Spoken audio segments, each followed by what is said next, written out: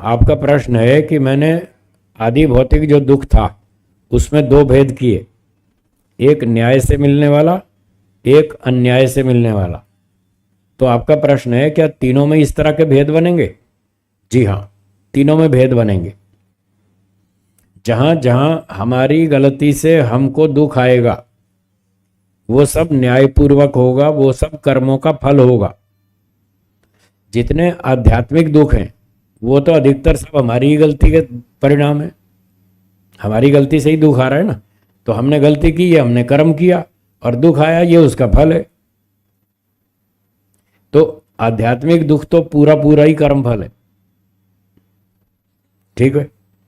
आदि भौतिक में जो राजा, न्यायाधीश, माता पिता, गुरुजन आदि, इनसे हमको न्यायपूर्वक दुख मिलता है, वो हमारा कर्म फल है। और कहीं कहीं ये अन्यायपूर्वक दुख देते हैं, वो आदि भौतिक दुख कहलाएगा। अब तीसरा आदि दैविक, उसमें भी कहीं कहीं हम गलतियां करते हैं। जहां जहां हम गलती करते हैं और फिर उसके कारण हमको नुकसान होता है, वो हमारा कर्मफल माना जाएगा। जैसे हम प्रदूषण बहुत फैला रहे हैं आजकल, कारखाने, फैक्ट्रियां, रेलगाड़ी, हवाई जहाज आदि आदि खूब चलाते हैं, बसें चलाते हैं, ट्रकें चलाते हैं, मिल चलाते हैं, कारखाने चलाते हैं, खूब प्रदूषण फैलाते हैं और उसकी शुद्धि कुछ कर नहीं रहे। तो ये हमारी गलती है, इसकी वजह से पर्यावरण का संतुलन बिगड़ रहा है और इसके कारण से कुछ दुर्घटनाएं हो रही हैं। तो जहाँ जहाँ हमारी गलती की वजह से हमको ये दुख आ रहे हैं तो उतने को तो कर्मफल कहेंगे न्यायपूर्वक। और कहीं कहीं प्राकृतिक स्वाभाविक रूप से दुर्घटनाएं होती रहती हैं। पृथ्वी के अंदर वो ज्वालामुखी फूटते रहते हैं, लावा फूटता रहता है और तूफान भी आते हैं और भूकंप भी आते रहते हैं। वो पृथ्वी के अंदर कुछ न कुछ धातुओं का, खनिज पदार्थों का, पेट्रोलियम पदार्थों का संयोग वियोग होता रहता है और उसके कारण से भूकंप होते हैं, भूकंपन होता है। उसके कारण से जो कच्चे मकान है वो गिर जाते हैं, उस मकान के नीचे दब के बहुत से लोग मर जाते हैं, मनुष्य भी मरते हैं, दूसरे प्राणी भी मरते हैं। तो कुछ प्राकृतिक दुर्घटनाओं से जो हमको दुख आ रहा है वो तो आधिदैविक दुख कहलाएगा। और जो हमारी अपनी गलती से हमने पर्यावरण को दूषित किया और उसका दंड भोग रहे हैं, वो हमारा कर्मफल बनेगा।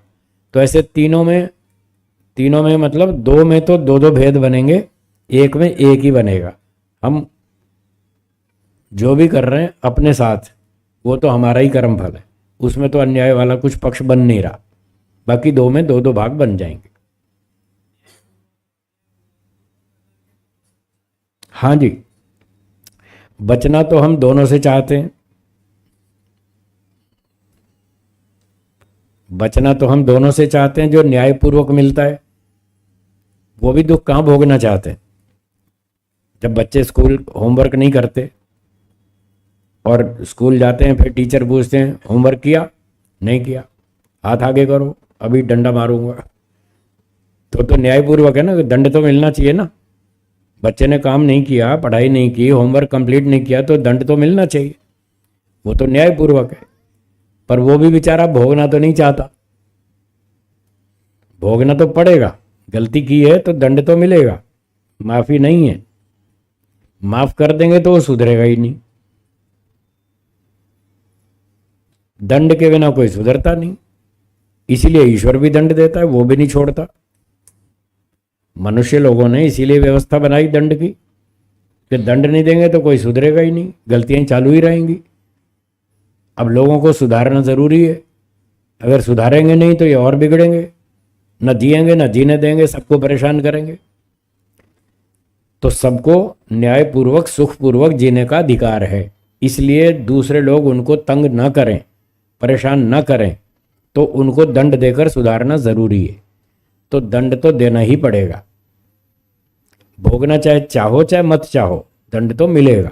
तो व्यक्ति चाहता तो वो भी नहीं है जो न्यायपूर्वक दंड है।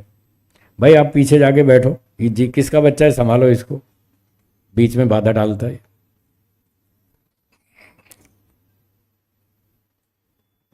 तो भोगना तो नहीं चाहते पर भोगना पड़ेगा, आदि भौतिक वाला भी, दूसरे प्राणियों से भी, और जो प्राकृतिक है वो भी भोगना तो पड़ेगा। ठीक है ना। हाँ जी, आपका प्रश्न का उत्तर हो गया। ठीक है, और किसी का है तो बोलिए। हम्म। हम्म। ठीक है।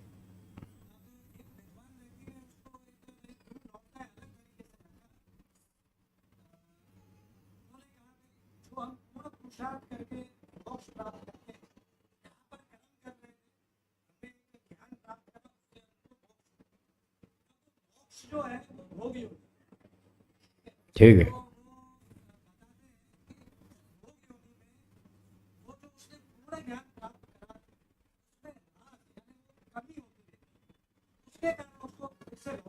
ठीक है।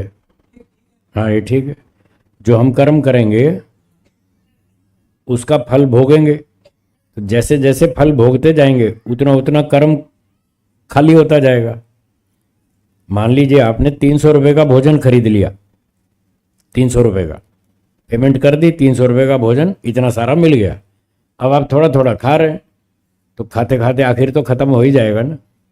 जब पूरा खा लिया तो खत्म हो गया, अब नया पेमेंट करो, फिर नया भोजन खरीदो।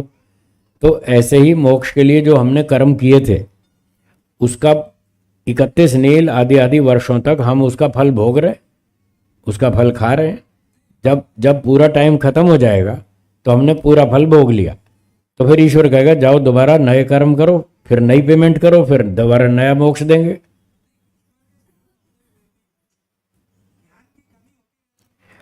ना, ज्ञान की कमी नहीं होती, जो हमने कर्म किया उस कर्म की कमी होती है, वो कर्म खर्च हो रहा है।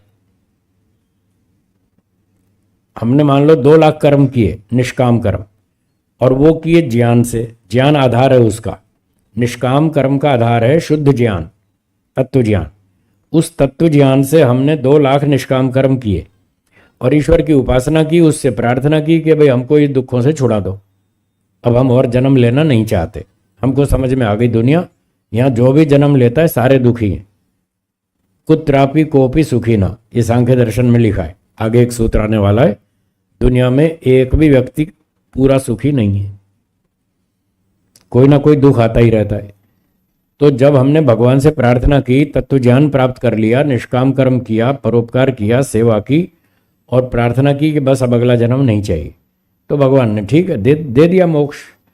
तो जो 2 लाख कर्म किए वो 31 नील 10 खरब 40 अरब वर्ष तक हम भोगते रहे। हमारा कर्म धीरे धीरे खाली होता गया, पूरा टाइम भोग लिया, सारा कर्मों का भंडार खाली हो गया। तो भगवान ने कहा भाई तुम्हारा कर्म का भंडार खाली हो गया, अब दोबारा आना है तो दोबारा नए कर्म करो। हमने पेट्रोल की टंकी भरवा ली, पेमेंट कर दी, पेट्रोल भर लिया, अब चला रहे हैं कार को, तो कार चलाते रहेंगे, टंकी खाली होती जाएगी। जब पूरी खाली हो जाएगी फिर नया भरवाना पड़ेगा। ऐसे मोक्ष का हिसाब है। मोक्ष में ज्ञान की कमी नहीं हो रही है, उस कारण से मोक्ष से वापस नहीं निकाला हमको। हमको जो मोक्ष से बाहर निकाला है वो कर्म की भंडार खाली हो गया, आपका पेट्रोल टैंक खाली हो गया, इसलिए दोबारा आपको पेट्रोल भरना पड़ेगा। आधार ज्ञान है, उसके ज्ञान के बिना आप निष्काम कर्म नहीं कर सकते। सकाम कर्म करेंगे तो जन्म मिलेगा, निष्काम कर्म करेंगे तो मोक्ष मिलेगा। अविद्या के कारण व्यक्ति सकाम कर्म करता है, ईश्वर जन्म देता है। जब तत्व ज्ञान हो जाता है कि ये संसार में जन्म लेना तो बुद्धिमत्ता नहीं है, जब उसको ज्ञान हो गया तो वो निष्काम कर्म करता है, सकाम करता ही नहीं। जब निष्काम कर्म करता है तो मोक्ष का दरवाजा खुल जाता है, जाओ मोक्ष में। इतना भंडार लेकर के गया, उसको खाता रहेगा मोक्ष काल तक। जब पूरा खाली हो जाएगा फिर ईश्वर वापस भेज देगा, तुम्हारा भंडार खाली हो गया, नए कर्म डालो इसमें, फिर तुमको दोबारा मोक्ष देंगे। ऐसा। हाँ जी बोलिए। न लिप्यते नरे, ठीक है। उसका अर्थ है कि यदि व्यक्ति निष्काम कर्म करे तो इस कर्मों के बंधन में लिप्त नहीं होगा, सकाम कर्मों के लपेटे में नहीं आएगा, सकाम कर्मों के लपेटे में फिर नहीं आएगा। वो निष्काम कर्म करेगा तो मोक्ष में जाएगा, सकाम करेगा तो जन्म में आएगा।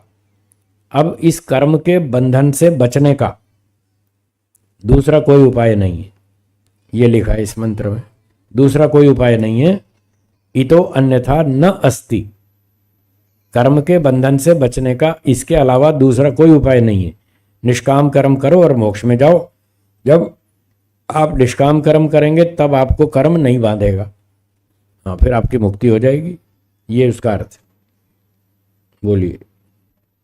हाँ, नमस्ते। थोड़ा आगे आ जाओ।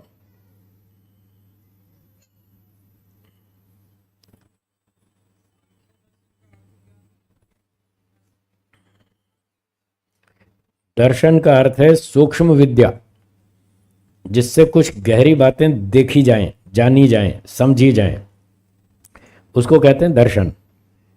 और सांख्य इसका नाम है। संख्या के आधार पर कुछ तत्व जाने जाएंगे। संख्या के आधार पर तत्वों की संख्या बताएंगे। इतने पदार्थ हैं दुनिया में, तो उस संख्या के आधार पर यह विद्या जानी जाती है, इसलिए इसको सांख्य दर्शन कहते हैं। ठीक है। जैसे कि यहां बताएंगे 25 पदार्थ हैं संसार में। कितने? तो 25 संख्या के आधार पर बताएंगे कि इतने इतने पदार्थ हैं, इनको जानो, इनको जानो, फिर ठीक ठीक काम करो और अपने मोक्ष में जाओ। ठीक है। हाँ जी, मुकेश जी हाथ उठा रहे थे, बोलिए।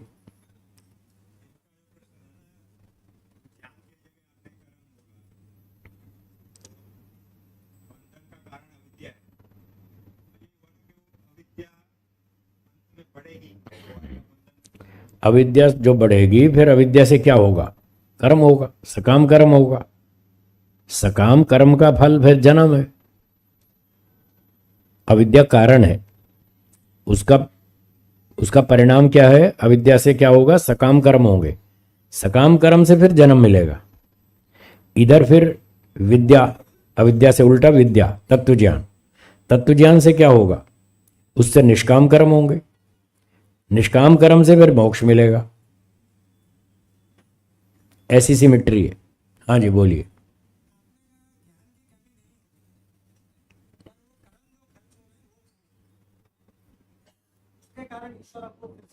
संसार में भेजेगा।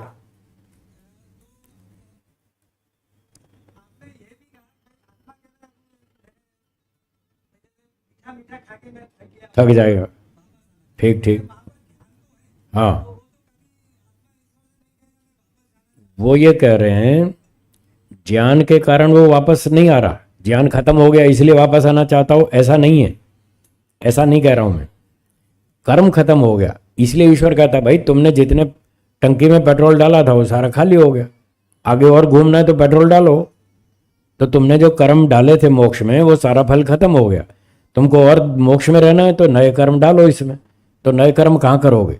जाओ संसार में, वहां जाके नए कर्म कमाओ, फिर डालो इसमें मोक्ष में, फिर तुम्हें मोक्ष का फल दोबारा देंगे।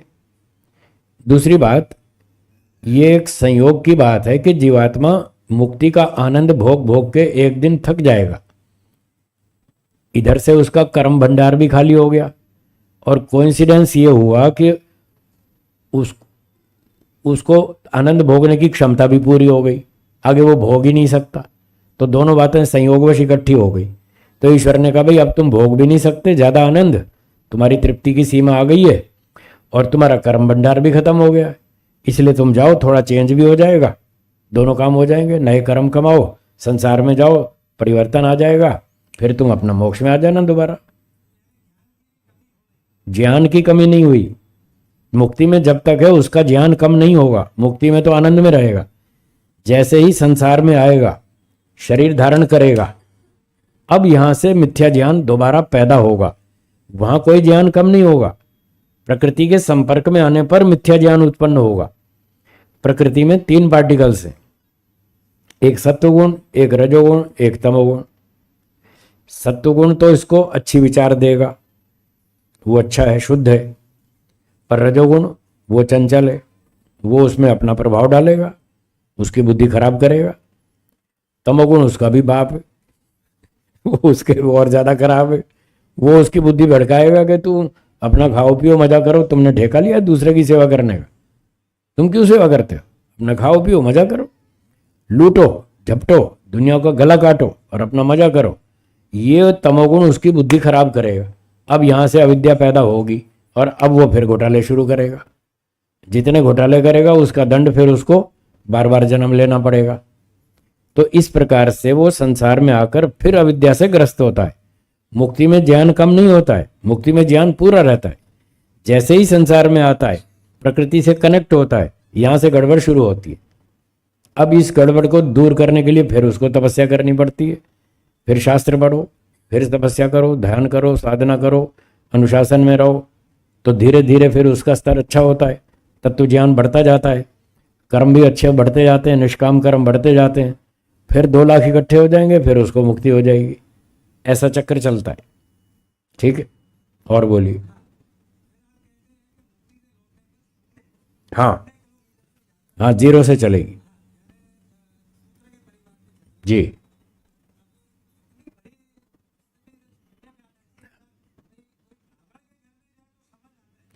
अब इसका उत्तर सुनिए। आप कह रहे हैं मुक्ति से लौटकर शूद्र परिवार में जाए तो ठीक नहीं लग रहा, विद्वान ब्राह्मण के घर जन्म ले तो ठीक लग रहा है। इसका रिजल्ट सोचिए क्या होगा। एक मुक्त आत्मा मुक्ति से लौटा और ईश्वर ने उसको विद्वान ब्राह्मण के घर जन्म दे दिया। उसको तो जन्म से अच्छी अच्छी बात सीखने को मिलेगी, तो पहले ही जन्म में बहुत अच्छी प्रगति कर जाएगा। उसका दूसरा जन्म फिर मनुष्य का होगा और किसी और अच्छे विद्वान ब्राह्मण के घर होगा। 2 4 5 7 जन्म में वो मुक्ति में चला जाएगा। ठीक है, जो भी मुक्ति से आएगा वो 5 10 जन्म में मुक्ति में चला जाएगा। तो ये जो गाय घोड़े कुत्ते सुअर है, ये कहाँ से आए? इसका उत्तर बताइए। ये कौन बनेगा? जो भी आएगा 10 जन्म में मुक्ति में जाएगा, तीसरा आएगा वो भी गया, चौथा आया वो भी गया, तो सुअर कुत्ता कौन बनेगा? इसका जवाब बताइए।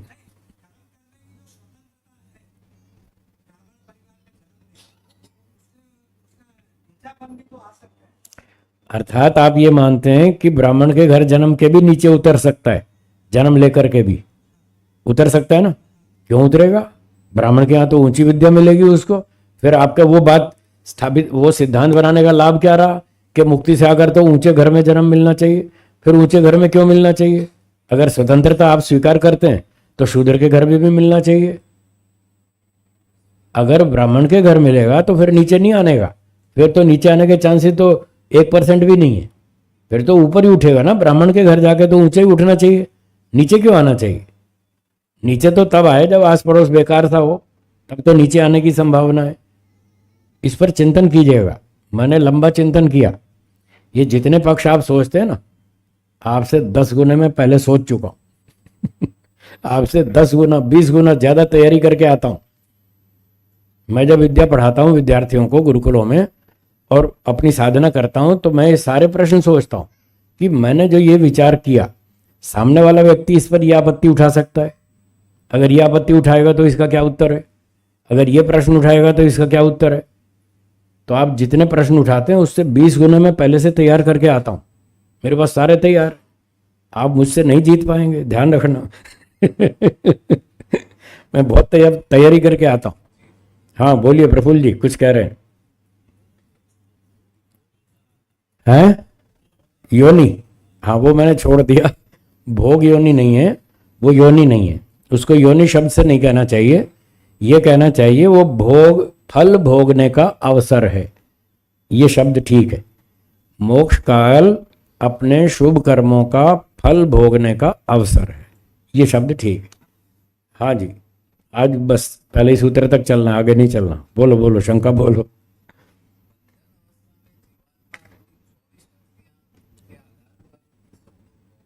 हाँ जी, हाँ जी, हाँ जी,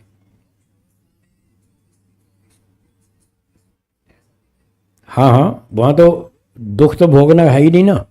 मोक्ष तो शुभ कर्मों का फल है, अशुभ कर्मों का तो है ही नहीं, तो वहां दुख का तो प्रश्न ही नहीं है। सारी वहां पर होती हैं साथ में, 24 साथ में रहती हैं, वो उसकी स्वाभाविक है। जो स्वाभाविक शक्ति होती है वो उस द्रव्य को कभी नहीं छोड़ती, तो रहेंगी तो साथ में। अब सबका उपयोग करे या ना करे वो अलग बात है। आपकी जेब में जितने कागज हैं, आप घर से जितने कागज रख के सुबह निकलते हैं बाहर मार्केट में, आप हर रोज उन सारे कागजों को यूज नहीं करते। जो काम का होता है वो यूज करते हैं, जो काम का नहीं है वो पड़ा रहता है, अभी 3 दिन बाद काम आएगा, कोई 10 दिन बाद काम आएगा। तो जो भी कागज आपकी जेब में है, जब उसका काम पड़ेगा तब आप यूज कर लेंगे, नहीं पड़ेगा तो रखा है सुरक्षित। ऐसे ही जब जीवात्मा मुक्ति में जाता है तो 24 शक्तियां उसकी स्वाभाविक हैं, वो उसके साथ रहेंगी। उसमें से जो जो की जरूरत पड़ेगी उसका उपयोग कर लेगा, जिसकी जरूरत नहीं पड़ेगी वो पैक, वो पड़ी रहेगी सुरक्षित, कोई बात नहीं। और पूरे मुक्ति काल में अगर जरूरत नहीं पड़ी तो नहीं करेगा यूज, जब मुक्ति से लौट कर आएगा फिर यहाँ यूज करेगा। तो चाहे यहाँ करे चाहे वहां करे, वो उसकी अपनी शक्तियां हैं, उन्हीं के आधार पर वो सारे काम करेगा।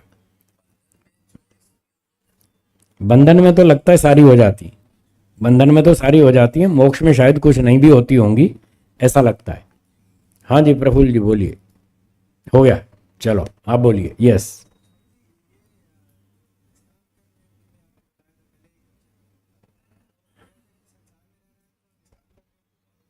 हाँ जी,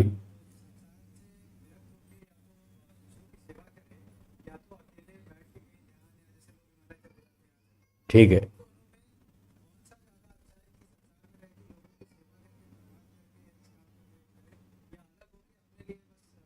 साधना करें। तो वेदों में लिखा है तीनों काम करने पड़ेंगे, देयर इज नो ऑप्शन, तीनों का कॉम्बिनेशन चाहिए। निष्काम कर्म भी करना है संसार में रहकर, जैसे मैं घूम रहा हूँ देश भर में, तो घूम घूम के मैं प्रचार कर रहा हूँ, ये निष्काम कर्म है। मुझे मोक्ष चाहिए और कुछ नहीं चाहिए, इस पर्पज से मैं ये काम कर रहा हूँ, तो ये हो गया निष्काम कर्म, ये भी जरूरी है। और एकांत में जंगल में 10 20 30 साल बैठ के तपस्या करे, साधना करे, अपना वैराग्य ऊंचा उठाए, समाधि लगाए, वो उपासना है, शुद्ध कर्म, शुद्ध उपासना, वो भी जरूरी है। और इन दोनों के लिए शास्त्र पढ़ना सबसे पहले जरूरी है, क्योंकि ज्ञान के बिना कर्म उपासना होगा नहीं। तो तीनों काम जरूरी हैं, तीन में से कोई भी ऑप्शन में नहीं चलेगा, तीनों का कॉम्बिनेशन करना है। तो जंगल में रहकर शास्त्र भी पढ़ो गुरु जी से, और उपासना भी करो, समाधि लगाओ। जब वो दोनों काम अच्छे हो जाएं फिर परोपकार करो, जो आपने सीखा समाज को सिखाओ।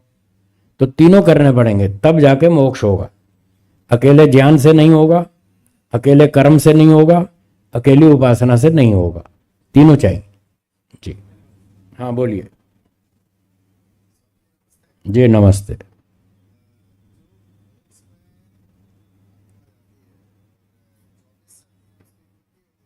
हम्म, ठीक है, घूम लेता है आराम से। एक मोक्ष काल में तो ये 36,000 बार ब्रह्मांड बनता है। कितनी बार? मान लो एक ब्रह्मांड का काल है 4 अरब 32 करोड़ वर्ष, और वो घूमता रहा, मान लो पूरा नहीं देख पाया है, ये आधा ही देख पाया, तो बचा हुआ आधा फिर वो अगली बार दोबारा फिर बनेगा प्रलय के बाद, फिर जो बचा हुआ उसको दोबारा फिर अगली बार देख लेगा। 36,000 बार सृष्टि बनेगी, तब तक तो कई बार घूम लेगा वो। तो एक मोक्ष काल में कई बार दुनिया का चक्कर लगा लेगा, पूरे ब्रह्मांड का, ऐसा। हाँ जी बोलिए। हाँ जी, ठीक है, ठीक है,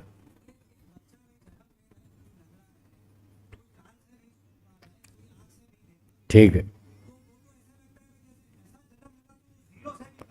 हाँ, तो जीरो से कम नहीं करेगा ईश्वर, वो न्यायकारी है, जीरो पे तो रखेगा। शरीर तो ठीक ठाक देगा, अंधा लूला लंगड़ा नहीं बनाएगा।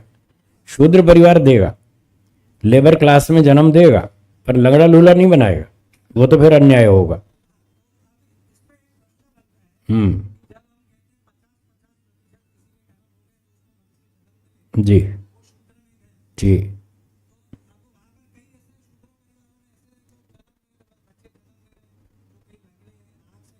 ठीक है, ठीक है। हाँ, तो उसमें ऐसा है ना, सारे शूद्रों के बच्चे विकलांग नहीं हैं, पहली बात। कुछ शूद्रों के बच्चे ठीक ठाक भी हैं, जिनके अंग पूरे हैं, कंप्लीट। तो मुक्ति से जो लौटेगा उसको तो कंप्लीट वाला देगा, विकलांग वाला नहीं देगा। अब रही बात यह कि शूद्र के बच्चे भी कई विकलांग हो रहे हैं, तो उनके क्वांटिटी में तो 50-50 हो गए अच्छे बुरे कर्म, इसलिए शूद्र के लिए एलिजिबल हो गए। लेकिन क्वालिटी में फर्क आ गया, कर्मों की क्वालिटी थोड़ी और डाउन हो गई, इसलिए वहां विकलांग बना दिया। वो माइनस नहीं है, वो जीरो ही है। माइनस तो है पशु पक्षी कीड़ा मकोड़ा, वो है माइनस में। तो जीरो से तो शूद्र परिवार मिलेगा, वो सामान्य मनुष्य है, ऐसा ऋषि लोगों का अभिप्राय है। शास्त्रों में वो ऐसा कहना चाहते हैं, सामान्य पहला जन्म तो ठीक ठाक ही मिलेगा। हाँ, उसके बाद फिर आगे जो भी करे, जैसा करेगा फिर वैसा फल मिलेगा। जी हाँ जी, और कोई शंका है? 2-4 पूछ लो, फिर समय पूरा होने वाला है। बोलिए।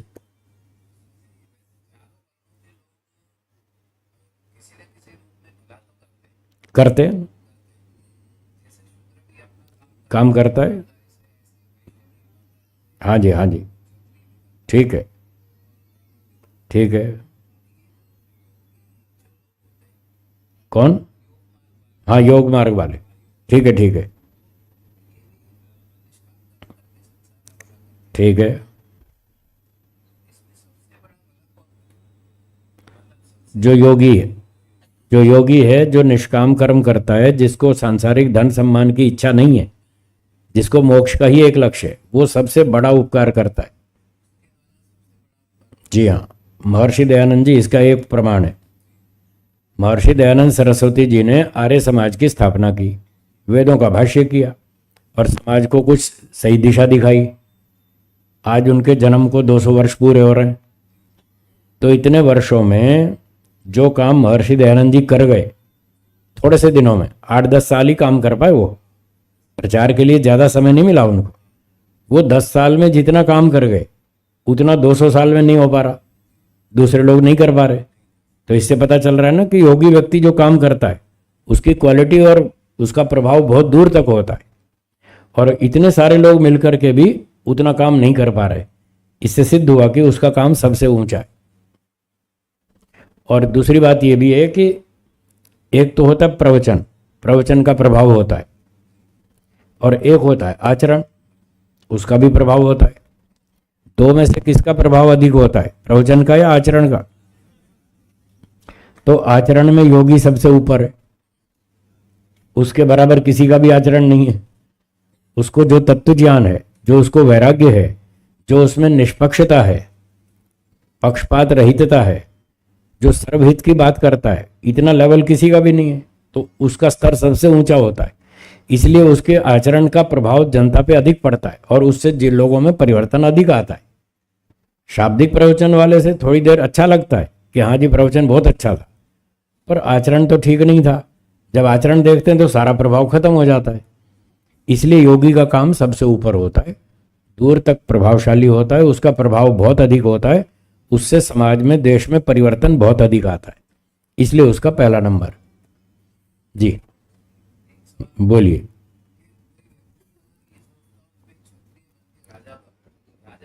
ठीक है,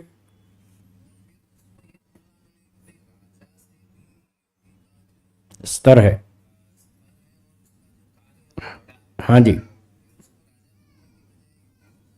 चाहिए। हाँ, आपका प्रश्न ठीक है। एक व्यक्ति ने सोचा भाई ये राजा बन के भी काम कर सकते हैं और योगी बन के भी कर सकते हैं। फिर दोनों की तुलना की तो समझ में आया कि योगी का काम बड़ा है। तो अगर वो बुद्धिमान है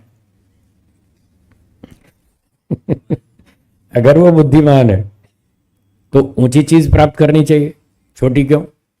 राजा तो क्षत्रिय है और योगी ब्राह्मण है, तो क्षत्रिय बड़ा या ब्राह्मण बड़ा? तो उसको समझ में आया कि ब्राह्मण बड़ा होता है, और मैं ब्राह्मण बन के, योगी बन के समाज सेवा करूं तो मेरा काम ज्यादा ऊंचा होगा। तो अगर बुद्धिमान है तो वो उसको पकड़ेगा, राजा पद को नहीं पकड़ेगा, जैसा मैं भी कर रहा हूं। मैं भी वही कर रहा हूं। मुझे समझ में आया कि राजा भी बन सकता हूं मैं।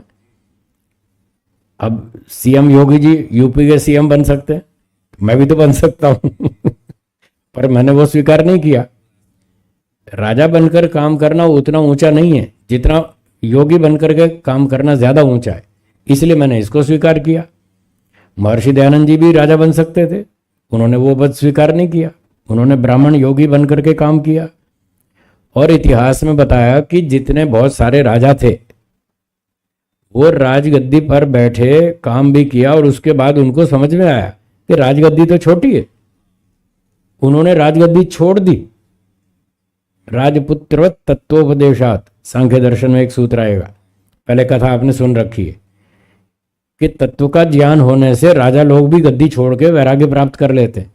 राजा जनक ने सारी राजगद्दी छोड़ दी और वैराग्य हो गया, सन्यासी बन गए। तो इतिहास भी ये बता रहा है कि राजाओं ने भी गद्दी छोड़ दी, उनको समझ में आया कि ये ब्राह्मण योगी वाला काम ऊंचा है, इसलिए वो छोड़ देते। जी, और कोई माताओं से कोई प्रश्न नहीं आ रहा? कोई आपका भी हो तो बोलिए, एक आध तो आना चाहिए ना इधर से भी, बोलिए।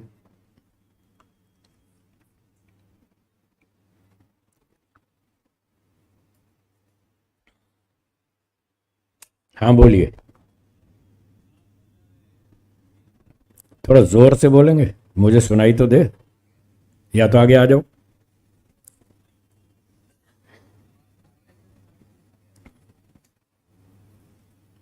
जी बोलिए।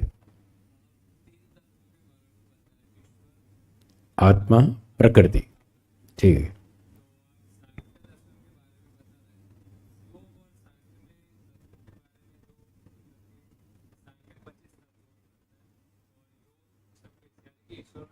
हाँ, सांख्य भी 26 को मानता है, दोनों का विचार सेम है, दोनों समान शास्त्र हैं। यहां पर मैंने अभी व्याख्या की थी, पुरुष शब्द के दो अर्थ हैं, एक जीवात्मा और एक ईश्वर। तो यहां जो 25 में पुरुष है, 25वां, उसके दो भेद कर देंगे, 26 हो जाएंगे। तो सांख्य और योग एक ही बात कह रहे हैं, कोई टकराव नहीं है। वो भी ईश्वर को मानते हैं, ये भी मानते हैं।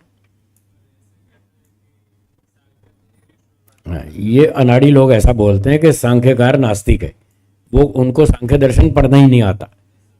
ये अनाड़ी लोग ऐसा कहते हैं। सांख्य दर्शन पुस्तक आपके पास है तो देखिए, मैं सूत्र बताता हूं, खोल के देखिए। हाँ जी देखो, तीसरा अध्याय खोलिए, 56वां और 57वां सूत्र खोलिए, तीसरे अध्याय का। पर खोलिए, पुस्तक है आपके पास, जरा पढ़िए तो 56वां सूत्र क्या है।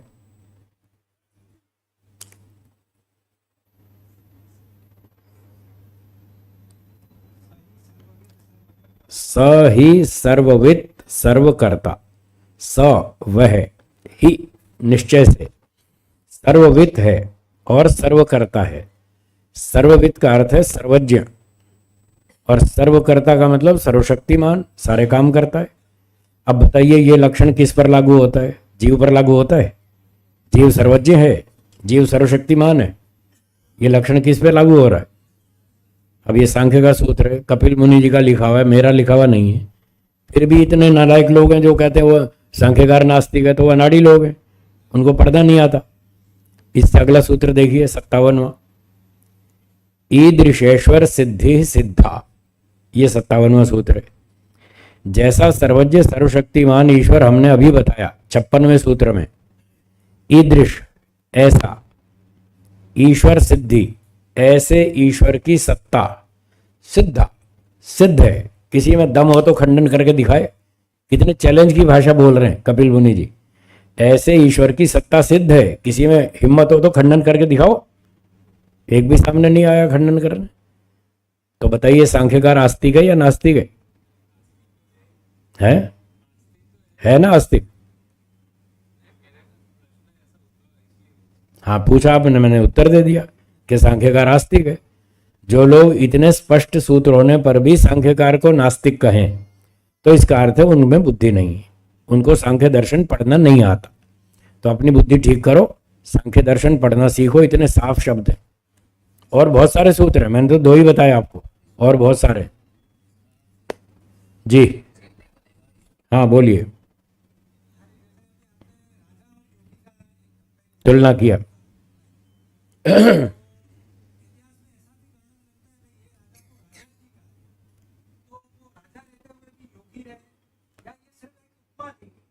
राजर्षि वो लोग थे जो ऋषि थे, राजा नहीं थे। पर राज कार्य से संबंधित कानून बनाते थे। वो कानून जो बनाते थे और सजेशन देते थे राजाओं को, मतलब पॉलिटिक्स में उनकी रुचि थी। थे वो ऋषि, राजा नहीं थे, ब्राह्मण थे, सन्यासी थे, योगी थे, ऋषि थे, पर उन्होंने उस क्षेत्र में सलाह सम्मति दी, इसलिए उनको राजर्षि कहते थे।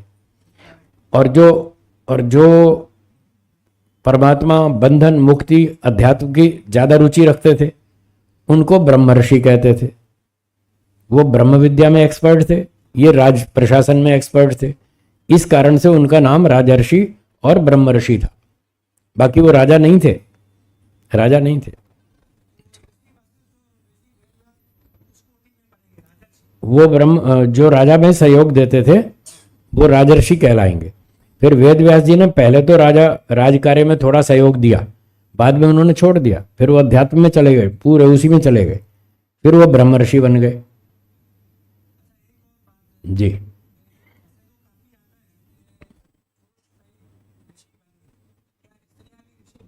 हाँ जी, बहुत सारी स्त्रियां भी ऋषिकाएं बन चुकी हैं।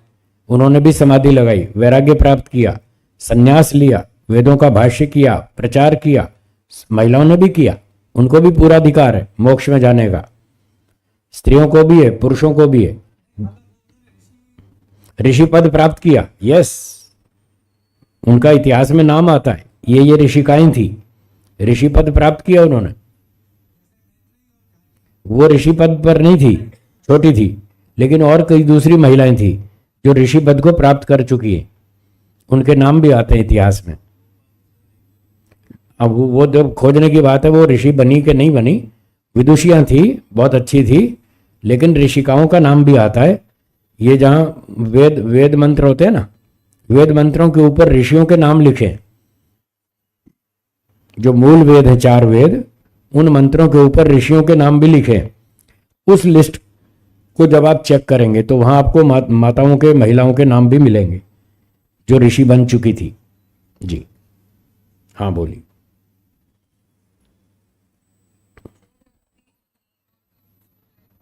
जो व्यक्ति, हाँ हाँ हाँ, ठीक है ठीक है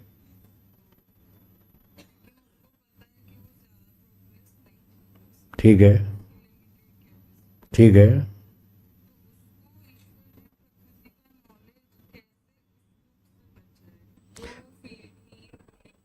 जितना वो पढ़ेगा, एक कमजोर व्यक्ति है, क्षमता कम है, तो वो 3 दुखों से बचना चाहता है।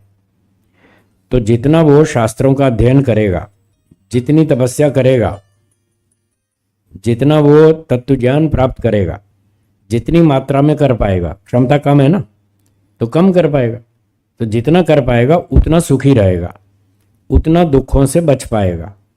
पूरा मोक्ष तो नहीं हो पाएगा, क्योंकि आप कह रहे हैं कि क्षमता कम है। मोक्ष के लिए तो पूरी क्षमता चाहिए। उपनिषद में लिखा है, न अयम आत्मा बलहीनेन लभ्य। जो कमजोर आदमी है वो परमात्मा की प्राप्ति नहीं कर सकता। जो 5वीं कक्षा में पढ़ता है उसको सीए की डिग्री मिल जाएगी? नहीं मिलेगी, उसको और कई जन्म मेहनत करनी पड़ेगी, तब जाके उसको मिलेगी।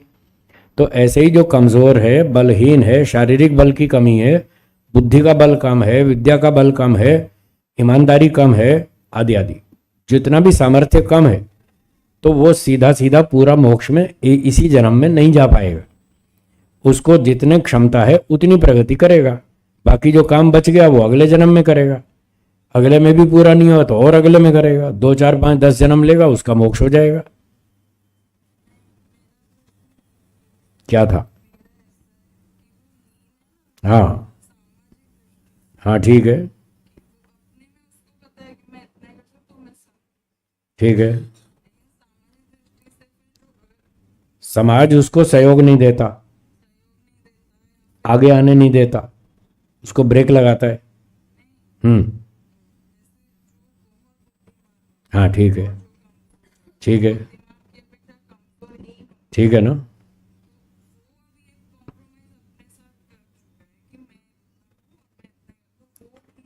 ठीक है ना। हाँ वो तो आएगा।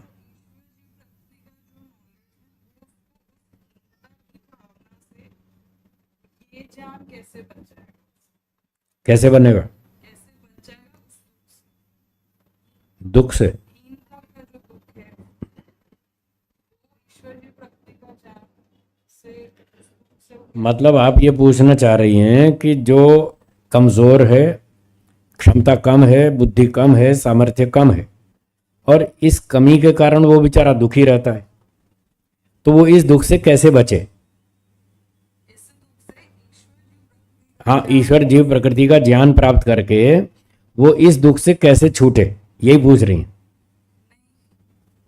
तो आप प्रश्न, हाँ, किस काम में? मैं वही तो पूछ रहा हूं, मैं भी वही कह रहा हूं कि वो हीन भावना को दूर करने में तीन तत्वों का जो तत्व ज्ञान है वो कैसे सहायक होगा, यही पूछ रहे हैं ना। तो इसका उत्तर है कि वो तीन तत्वों का जब ज्ञान प्राप्त करेगा, ईश्वर ऐसा है, सर्वशक्तिमान है, आत्मा अल्प शक्तिमान है, और प्रकृति जड़ है, तो तीनों तत्वों का ज्ञान प्राप्त करके फिर वो योगाभ्यास भी करेगा। करेगा। योगाभ्यास में 8 अंग हैं, यम, नियम, आसन, प्राणायाम, प्रत्याहार, धारणा, ध्यान, समाधि, 8 अंग हैं। तो 8 अंगों में क्षमता कम होने से थोड़ा थोड़ा पालन करेगा, पूरा तो नहीं कर पाएगा, थोड़ा थोड़ा करेगा।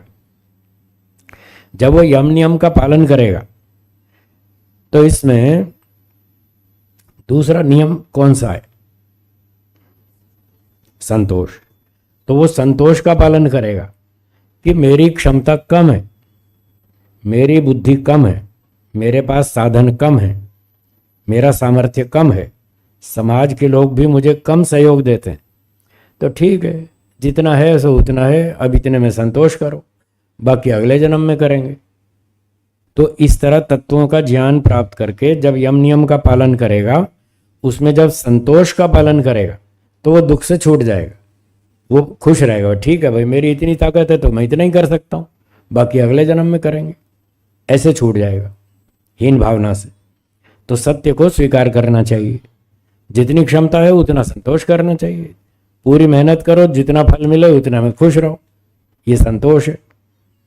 जो संतोष करता है वो सबसे अधिक सुखी होता है दुनिया में, ऐसा महर्षि पतंजलि जी कह रहे हैं। संतोषाद अनुत्तम सुख लाभ, संतोष का पालन करने से सबसे ऊंचा सुख मिलता है।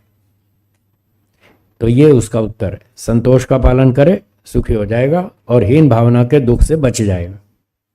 ठीक, चलो समय समाप्त हो गया, समय समाप्त हो गया, बाकी चर्चा कल करेंगे। हाँ, और भी काम है ना। धन्यवाद।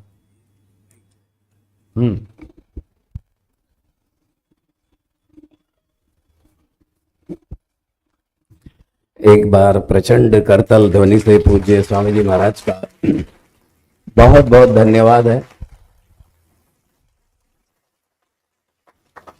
सज्जनों, जिस तरीके से आज ये कक्षा चली, लगभग 1.5 घंटा, और उसमें भी एक सूत्र का होना, अभी दूसरे का तो नंबर ही नहीं आया, लेकिन एक सूत्र को भी इस प्रकार से समझाया गया कि सीधे सीधा जितना हो सके अगर प्रयास करो तो समझ में आ जाए।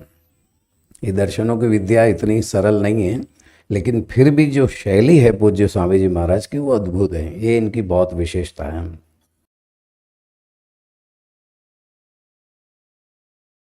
नहीं बताता।